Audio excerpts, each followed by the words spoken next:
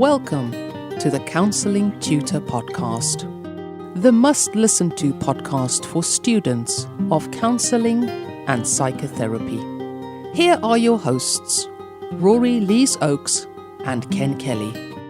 Hello and welcome to a special edition of the Counselling Tutor Podcast with me, Rory Lees-Oakes. And with me for this first special edition that we've ever recorded is my good friend and fellow traveller in the world of existential experimentation, Mr. Ken Kelly. How are you doing, Ken? I'm doing well. I like all the E's in there. Is that alliteration, that existential experimentation? It's good to be here. And the reason that this is special is because the Counselling Tutor Podcast goes out weekly, but it only goes out during United Kingdom academic term time.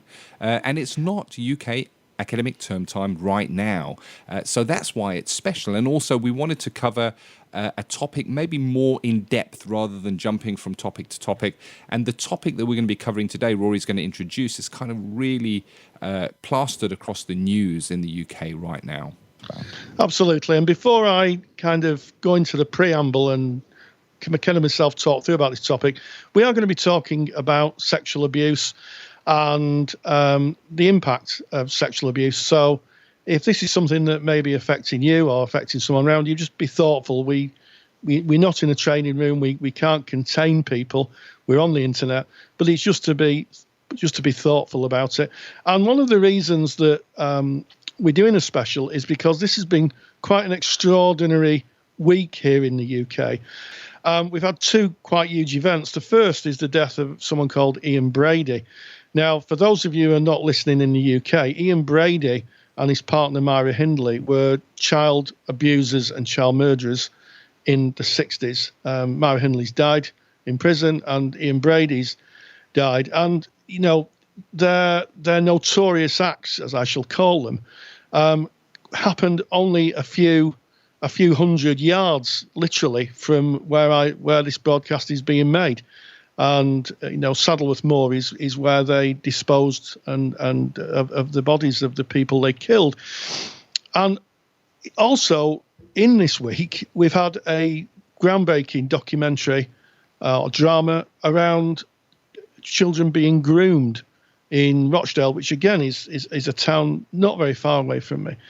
And one of the things that is now becoming really apparent is that abuse and grooming is a bigger problem than people either knew about or cared to admit. And as it comes onto the TV, more people are coming forward. And I'll tell you what, Ken, this week we've had two quite big announcements. We've had Ian Brady dying. We've had this film about the Rochdale grooming gangs, and my phone has rung off the hook. And it's the same any time that there's anything on the media, people will then look at themselves and say, I think I need help with this. And that's what we're going to be looking at. It is indeed. It sets the tone of what we're going to be speaking about today. And I think you need to look to yourself, your own self-care. We're talking about heavy material. We're talking about how it may be working with clients who may present, who have experienced sexual abuse and trauma. It's a heavy subject. We will be going into theory with Rory, where Rory will be sharing the work of Catherine Nibbs and Zoe Lodrick on the same topic, all linking in. And then we're going to close off just talking about an upcoming lecture that Rory will be presenting. And that's looking about preparing to work with clients who may present being survivors of sexual abuse, going through trauma, and what you might consider when looking at that. And here's the thing, you just said, Rory, just in that opening, that your phone has been ringing off the hook. And it's almost, I don't want to say it's almost a guarantee. I can't say that. Let me change that word. There is a very high probability that if you carry on, you finish your studies and you go into practice as a counsellor, that there is going to come a time when somebody is going to come sit in your counselling room and bring this kind of material. And when Rory and I looked at the provision or the what is given out in the colleges, it may be covered, but maybe briefly. So we hope to have a little bit of a deeper look at that today. Yeah, absolutely. And, it is, from my experience of training people, there is great big fears that students have. One is working with people who may be paedophiles. The other is working with people who are survivors of abuse, and I'll talk about the latter. And I think that is because students and people who are counselling don't want to say the wrong thing, don't want to collide with the client or make it any worse for the client. So through the years, I've developed a little training package to kind of get people to think about how to work with people who've survived sexual abuse. And there are lots of them. It's as I said, the NSPCC are now saying that more children are at risk than ever before. And maybe we'll do a podcast on the reasons for that at some point. But yeah, it is a very important piece of learning. And also something that's not often discussed is practitioner self-care, the impact of working with clients who've had very difficult experiences, how that impacts on the person who's the therapist.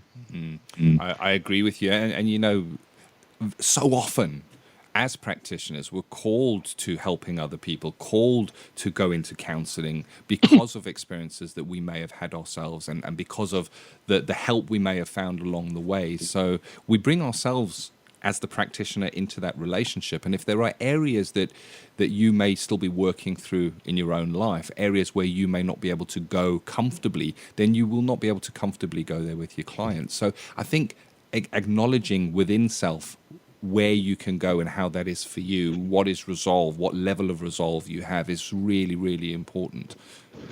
Yeah, absolutely. And it's about breaking down perceptions. And one of the difficulties that people who've survived sexual abuse have is perceptions, other people's perceptions. Again, another notorious abuser, Jimmy Savile, who, again, for those people not listening in the UK, was an entertainer. He was a lauded entertainer. He got a knighthood. He was Sir Jimmy Savile. And when he died, what happened was that it was discovered that he was just a serial abuser. And what's more, it was known. People knew. Yeah. And people didn't do anything. So another thing I'm going to talk about is the sociological aspect of what surrounds clients when, it's quite clear what's happening, but no one's doing anything. And when I say no one, I'm not talking about the general public. I'm talking about the people who should be doing things, like our colleagues in the police force or our colleagues in social services, some of whom I have to say, and I have to say our colleagues in social services and our colleagues in the police do a super job. I'm not knocking them, but it's now coming to light that, basically blind eyes were turned to a lot that went on. And or what we call attribution error, where an attribution error is a psychological construct where people say, well, they will do that because they are A, B, C, or D. And that's something that's being worked on now in training in social services and the police. So when they see someone who's maybe a homeless child or someone who's in care, they don't automatically think of, well, they would do because they are a child prostitute. No child can be a prostitute. Yeah. No child can agree to their own abuse.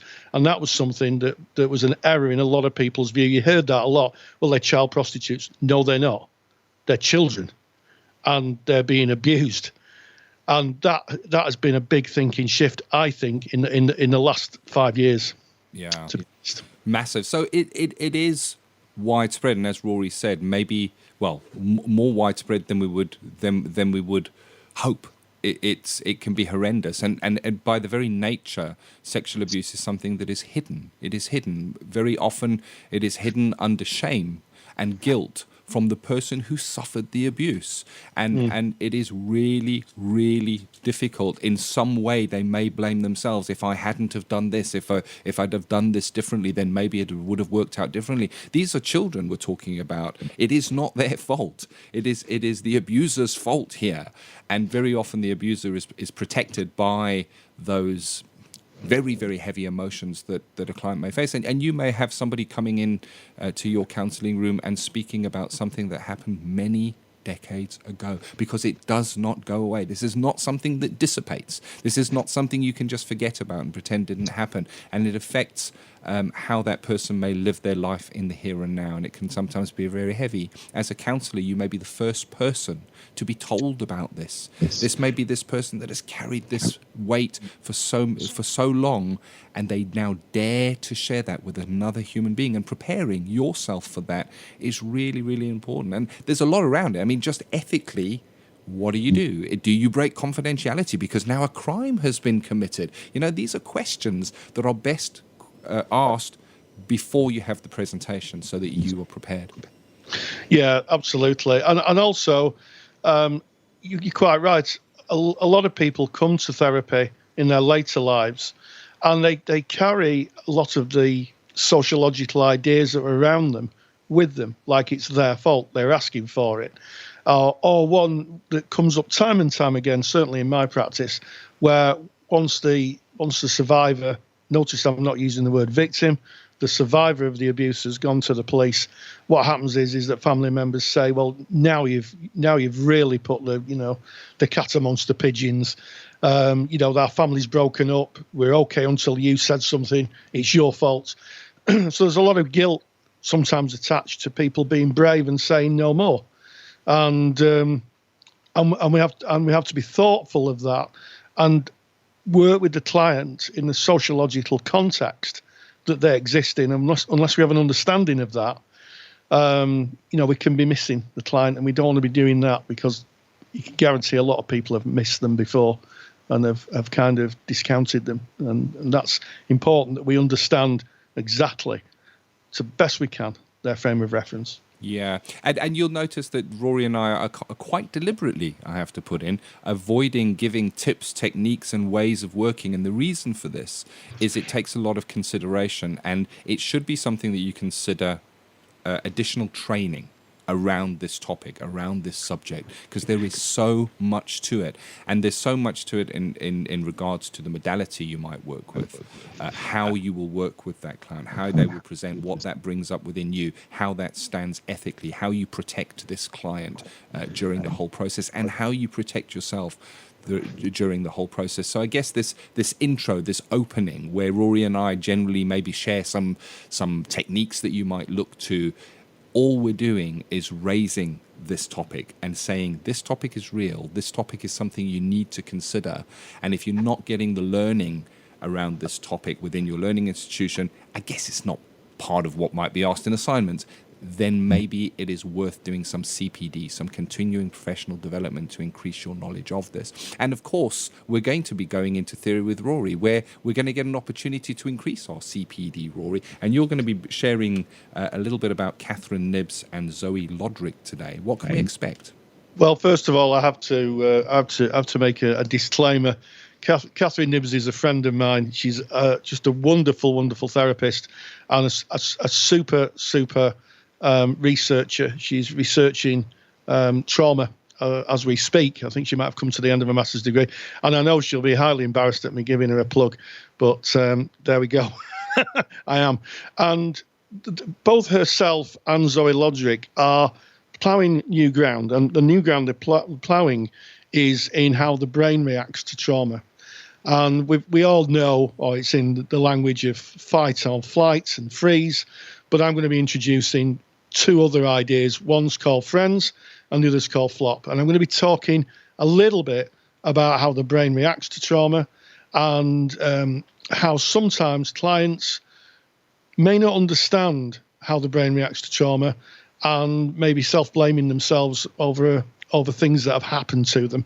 So I'm going to be going into that at a very kind of introductory level, but I'm going to be speaking a lot more about it, of course, in my lecture. Well, Rory, this is really valuable information, and you're speaking about trauma and how the body reacts to that, and we have to recognize and realize that a survivor of sexual abuse has experienced great trauma. So without any further ado, let's get straight into theory with Rory. Counselling Theory with Rory Lees Oakes. Ever wondered how the brain works in a stressful situation? Have you ever been on the last minute and lost your car keys or couldn't find them, and The more you couldn't find them, the more stressed you became, until eventually you had to concede defeat. You may sit down, take a few deep breaths, and all of a sudden, there are your car keys. They may be in front of you on the table, they may be in your pocket, in your bag, and you get your keys. You feel rather silly that you couldn't find them, being that they were in front of you all the time. Get in your car and drive off. Well, I'm going to talk a little bit about how the brain works and how the function of the brain is incapacitated when we're in very, very stressful situations. And I'm going to reference the work of two researchers here in the UK, Zoe Lodrick, who is a well-known lecturer and speaker on our neural system, our brain system, and also she's an expert witness for the police, giving evidence regarding people in trauma, and also Catherine Nibbs, who indeed is doing her own work. I believe she's just finished a double master's degree, and her work is regarding how the brain works and processes trauma in terms of things we see on computer screens, on TV screens, tablets and phones. And one of the areas Catherine's interested in is called cyber trauma, where people become re-traumatized. And one of the areas is things like revenge porn, where someone's taken some intimate pictures and those pictures get onto the internet. And of course, as we know, that once they've escaped from the camera or the phone and they're on the internet, there's no getting them back. You can't get them back. They can be reproduced millions and millions of times. And cyber trauma is the trauma that's generated by someone maybe looking many years later and all of a sudden discovering those pictures or any other traumatic images. There's plenty of traumatic images on the internet, sadly, and how it triggers a bodily reaction, which of course is always driven from the brain. Now, to get you an idea of how the brain works, I want to do a little experiment, and I'm going to teach you to make a brain. So there's no need to worry here. You're not going to need plasticine, paper mache, a fairy liquid cup or anything like that. I'm going to get you to make a brain just using your hands. And I know that a few people listen to this while they're driving, so maybe it might be useful to wait till you get home to try this experiment. So if you're sitting comfortably, I'd like you to get your arm and place the palm of your hand facing you. So you can see the palm of your hands and your fingers are pointing upwards and your thumb is pointing upwards. Your fingers are pressed together and your thumb is pressed against the palm of your hand. Okay, so far. Good.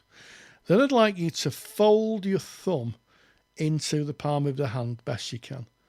So what you've got a hand look like you're going to do a karate chop at any moment with your thumb facing in.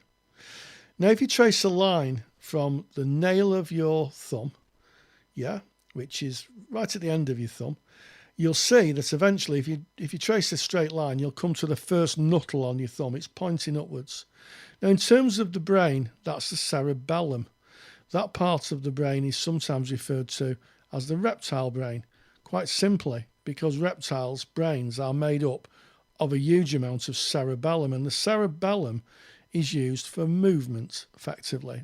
This is very, very simply put, I have to say, but it's the bit that operates our arms and our legs, or sends the commands to operate our arms and our legs. And it's that part of the brain that when it's damaged, people fall backwards and bang their heads. We've seen that before. Sometimes our arms and our legs stop working. And a good example of that is Christopher Reeve's Superman. Don't you remember Superman? He was a paraplegic, sadly, because he fell off a horse and damaged that exact part of his brain. And what happened was that it wouldn't send the signals down his spine. And in terms of spine, the rest of your arm represents the spinal column. So if you think of the brain stem where your wrist is, and then your arm is the spinal column. So now I'd like you to trace a line back from the knuckle of your thumb, back towards the fingernail. When you get to the fingernail of your thumb, that part of the brain is called the limbic system. That's the middle part of the brain. Now that part of the brain is our kind of emotional brain. That's the part of the brain that reacts to any form of emotion, and also will protect us from ourselves to some extent. So if you've ever crossed the road and you've not been looking and there's a car coming towards you, you jump back.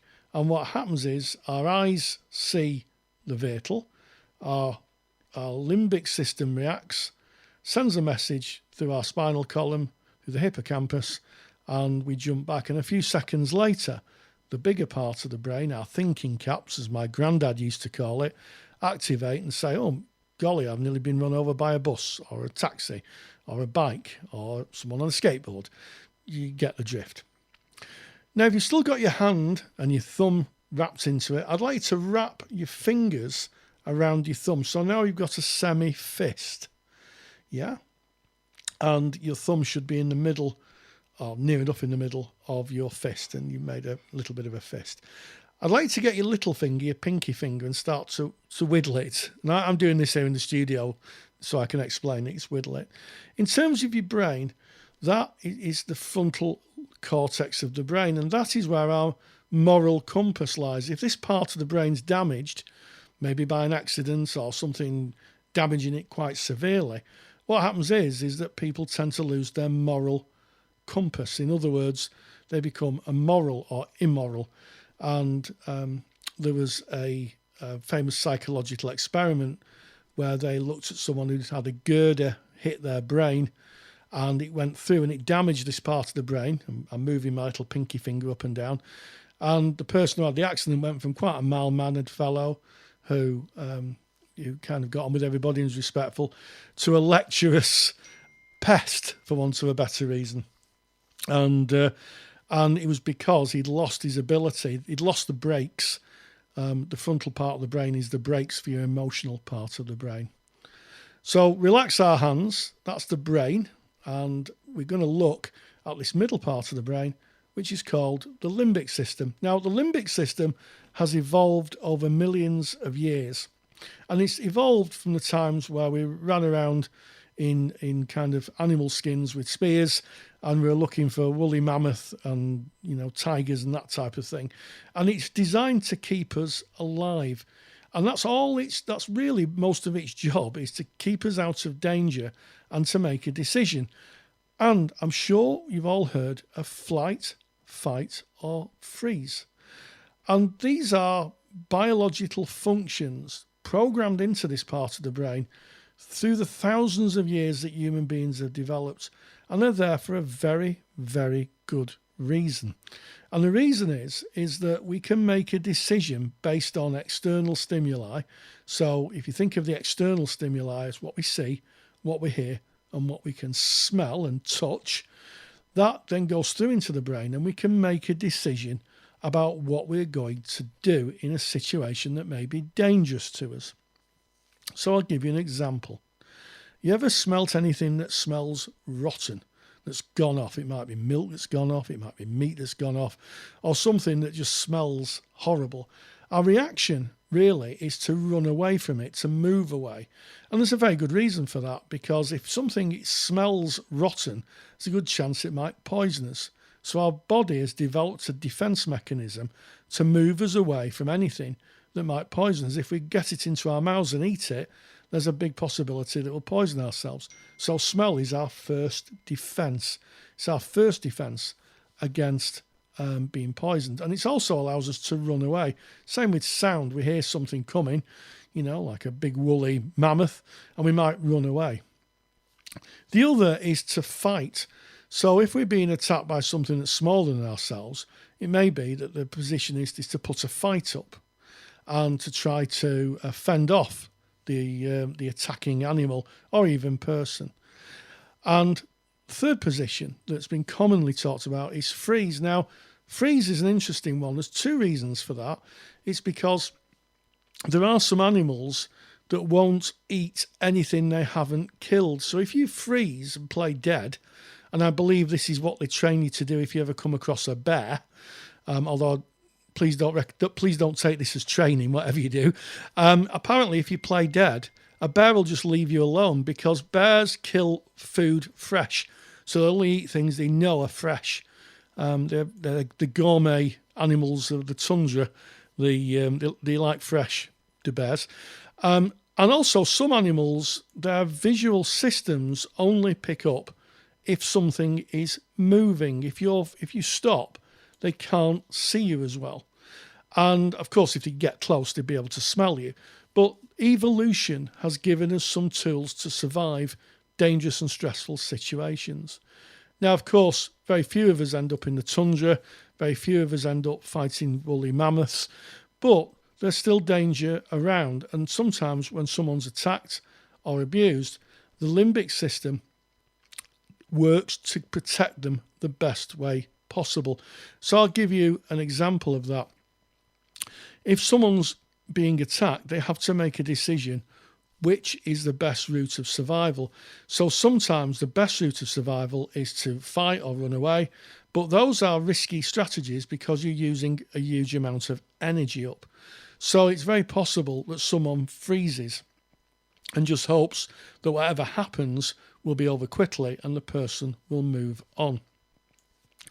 Now, within the brain itself, there are two sets of cells called the amygdala, and it's Greek for almond. And the reason they use the word amygdala, which means almond, is because the sets of cells at either side of the limbic system are in fact the size of an almond. So that gives you a sense of scale. And those are like an alarm clock to the brain. So what happens is in stressful situations, the amygdala, these little alarm clocks, will set a stress level. So when something happens, if those trigger, then someone will run away. And what happens is those activate in situations of post-traumatic stress. So for instance, someone who's served in the military maybe, who's been in a very stressful situation, may very well have worked in vehicles that have diesel, and diesel is used a lot in military vehicles. What can happen is that the smell of diesel triggers the amygdala, which triggers the memories that are in the brain, in the hippocampus, which also resides in the limbic system. And the hippocampus is where our brains store our video memories. So an example of that is if you smell something, maybe a pleasant memory comes back. You smell flowers, might be a pleasant walk in the park. Smell the sea air, might be a holiday, that type of thing. And basically what happens is that our brains set memories to remind us of what happens.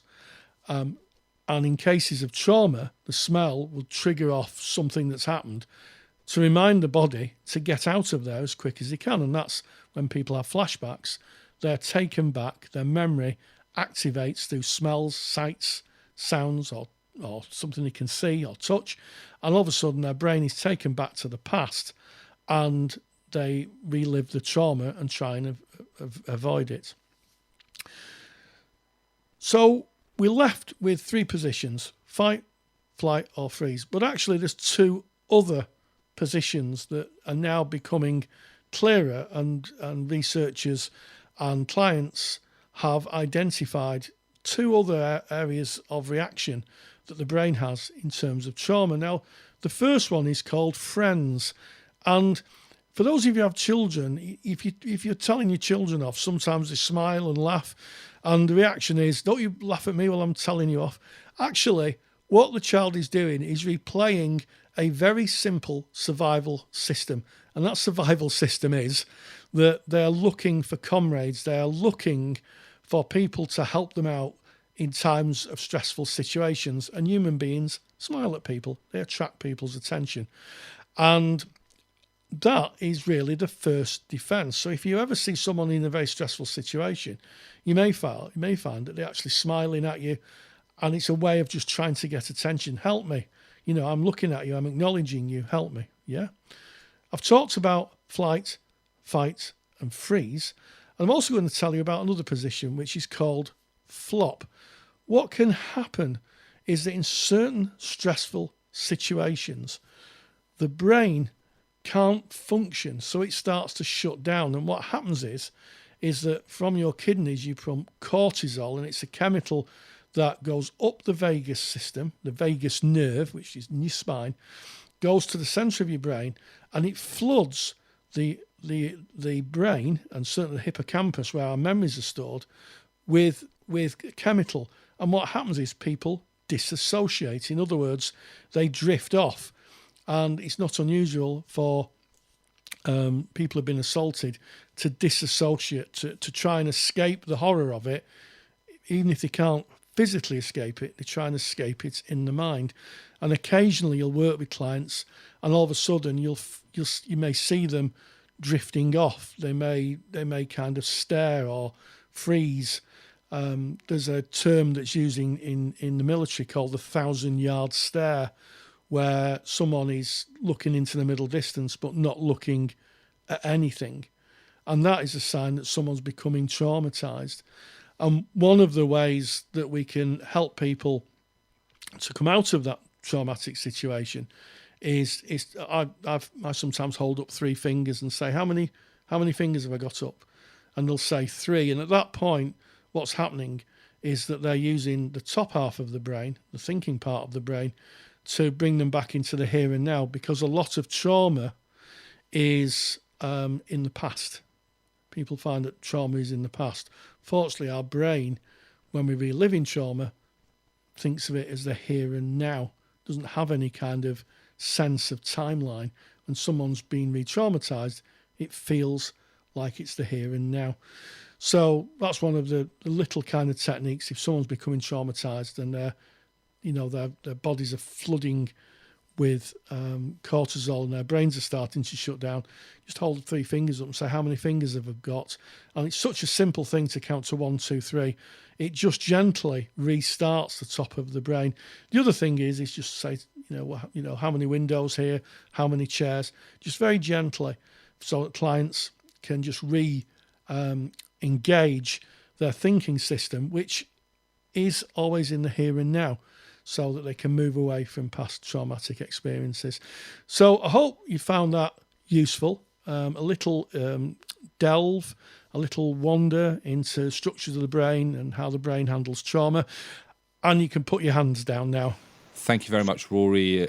Interesting as always. And it's just amazing, isn't it, that our emotional brain can, I guess, fool us in a way. And warp reality or change how we view that reality.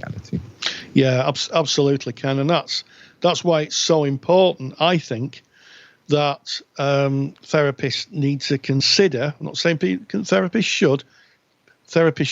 should consider psychological education in their practice. Yeah. Because, we can work, if you're a person-centered therapist, we can work with the emotions and the feeling. But I strongly believe, and it's for others to make that choice for themselves, of course, that if we're in possession of knowledge, then really we should appropriately share it with the client.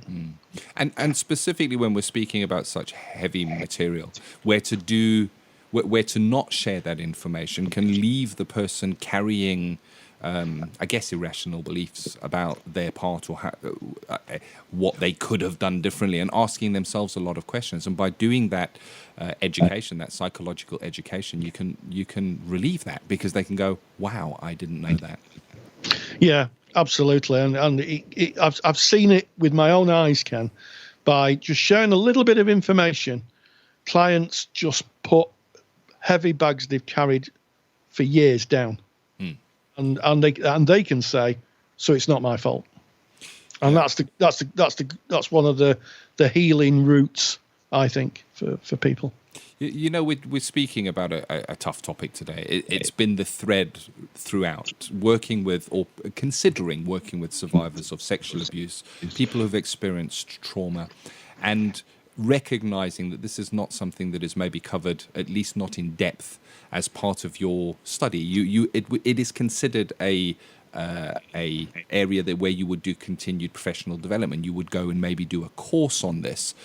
Yet, as we've shared, this is prevalent. It's widely spread, wider than we would wish. And I guess that we need to consider, when a client walks into our counselling room, where we're at and what we might do. And I know that this is echoed by the Counselling Tutor audience, because you, Rory, asked on the Facebook page, what is the lecture you would most like to hear about, and sexual abuse and trauma came up. It just out-trumped everything else by a factor of many. So you've put together some lectures, Rory, and I realise that you've taken these lectures from a CPD presentation that you built up, which goes for many, many hours, and you've broken that down into 2 lectures which are going to be going out next week. If you're listening to this on the date that it goes out, it is next week. The dates are the 4th of June and the 11th of June. That's 2017, of course, if you're listening many years in the future. And can you kind of give us a little bit of an overview of what topics you might be covering in that lecture? Yeah, well, I designed the lecture around how I would work as a supervisor, if I'm honest, because I think there are stages that people need to go through and consider before they even engage in working with survivors of sexual abuse. So I've broken it down into distinct parts. The first is preparing to work with clients who've experienced sexual abuse, and that is about your own self, looking at self and being thoughtful of your life experience. The second is if you don't consider that life experience and you don't consider your own stuff, what may happen, the impact in the therapy room. And I'm going to be discussing some well-documented theories about that. I'm going to be talking a little bit about how the body responds to trauma and why. So I'm going to be talking a little bit about the polyvagal system. I'm going to be talking about how the brain works.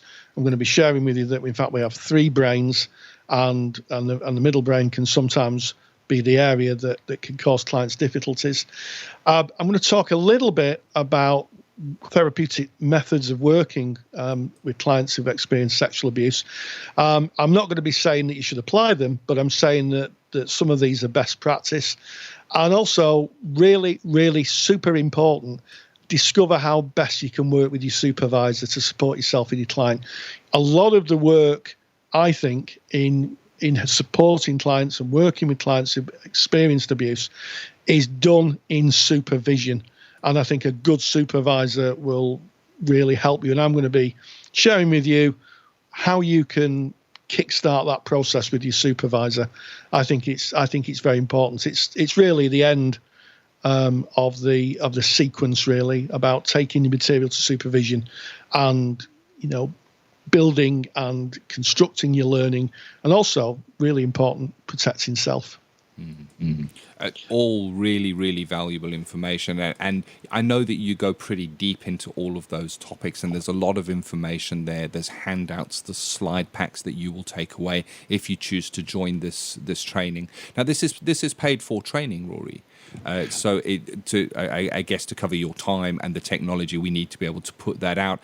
Anybody that is a member of the Counselling Study Resource, we speak about that all the time on the Counselling Tutor Podcast, you are welcome to attend free of charge. It's part of your CSR, your Counselling Study Resource membership. But if you're not a member of the Counselling Study Resource, you are still welcome to attend. And the link for that is in the show notes. So if you go to counsellingtutor.com, you will see the link is clearly there on the homepage to be able to go through and attend that training if you wish to. If you're not able to attend the training on the dates that is given, because it will be delivered live by Rory, that is on the 4th of June and the 11th of June at 7 p.m. United Kingdom time. That's 7 in the evening UK time on the Sundays of the 4th and the 11th. Then you can actually do the training in your own time, because these lectures are going to be recorded and the complete video training will be available along with all of the slide packs, all of the handouts, and of course the reference links, Rory, because they're important as well if you want to kind of broaden your knowledge and your research on that topic. Yeah, absolutely, Ken. I'm going to be putting together some handouts. I'm going to be putting some links in that you can use, and the idea behind them is they're a handy resource so that when this lecture's over, you can continue to learn and continue to gain knowledge, and that's really so important. And of course, they'll be available as a play again. So for those people who've subscribed or paid per viewed, you'll be able to go back and replay it. Excellent. So you've covered kind of the topics that we're going to be looking at there. What do you think is the takeaway, Rory, for somebody coming in, attending this CPD, I guess it is, Continuing Professional Development Lecture for students of counselling psychotherapy? What's the takeaway? I guess if they wanted to make that an area that they chose to go and work in, there would be more in-depth training they would need to do, but this is going to give a level of understanding. I guess it would give the person the ability that if somebody did walk in the room and start speaking about this heavy material, that you wouldn't be caught unawares. Yeah, I mean, the takeaway that I take away from the learning that I've compounded over 14 or 15 years is, first and foremost, that I can stay safe. Yeah. That when it becomes overwhelming, and yeah, it does as a therapist, I'm not ashamed to admit that I know how to look after myself, so I'm not diminished by it. And let's not forget, that's an ethical responsibility. The ethical framework says that ethically we need to make sure our work doesn't diminish us. That's written in the ethical framework. And the second is to be able to offer just the best service to clients, gain through knowledge. And, I think those two things are what counselling's about, personally. Indeed. That's all I can say, Ken. Indeed. And we're usually pretty upbeat on the Counselling Tutor podcast, and we have a bit of a laugh and a joke here and there, but it's been a pretty solemn episode, and I think deservedly so. It's heavy material. And if it's of interest to you and you'd like to attend that lecture, it's called Preparing to Work with Clients Who've Experienced Sexual Abuse and Trauma.